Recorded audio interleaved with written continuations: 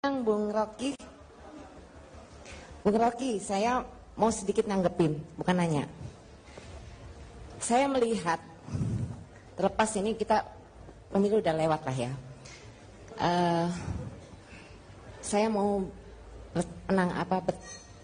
Anda menanggapi komentar saya, pendapat saya mengenai buzzer.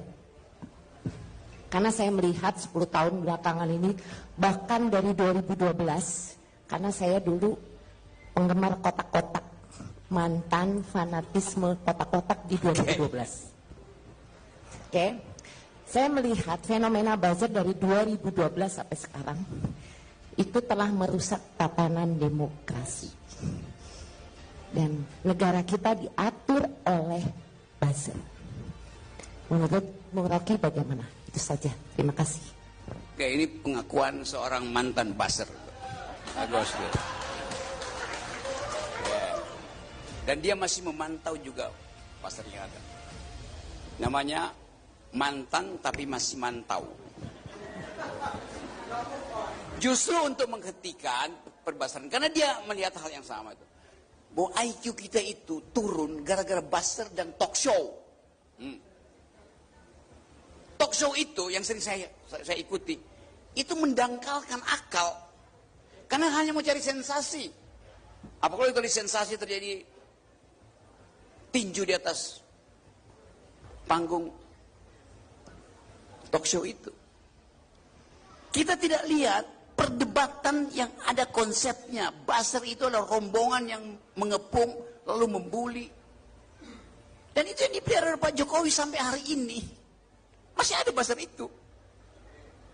Buzzer terakhir adalah humas-humas pemerintah dari kementerian sampai kecamatan yang diperintahkan oleh Jokowi untuk mengeluarkan semua sisa uang humas untuk memuji-muji dia.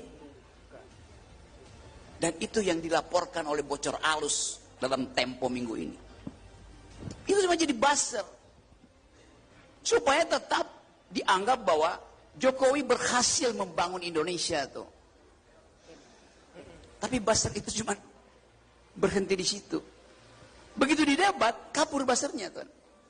Jadi dia mendangkalkan, buzzer menghindari perdebatan, mengandalkan lembaga survei. Kondisinya begitu.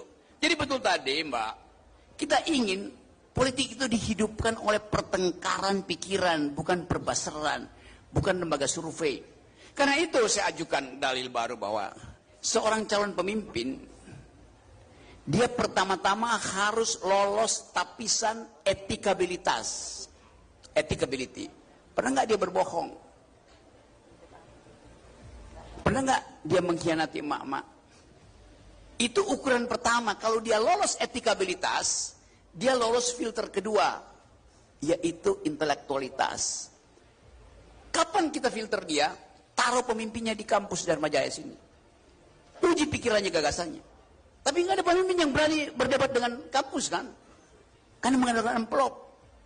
Jadi kalau dia tidak lulus etikabilitas dan tidak lulus intelektualitas, maka dia akan sogok lembaga survei supaya dia lulus elektabilitas. Itu konyol. Elektabilitas baru boleh dihitung kalau dia udah lulus etika dan dia lulus intelek. Begitu cara kita napis pemimpin. Sekarang semua pemimpin langsung tiba-tiba elektabilitasnya sekian. Oh iya, kan Anda beli. Ada seorang anggota DPR bilang, Bung, saya sekarang wakil rakyat. Oh bagus, karena elektabilitas saya tinggi. Saya tanya, Anda keluar berapa? Ya antara 13 sampai 15 miliar. Oh jadi Anda sekarang wakil rakyat dengan mengeluarkan uang 15 miliar rupiah. Ya, Anda bukan wakil rakyat, Anda mewakili amplopmu sendiri.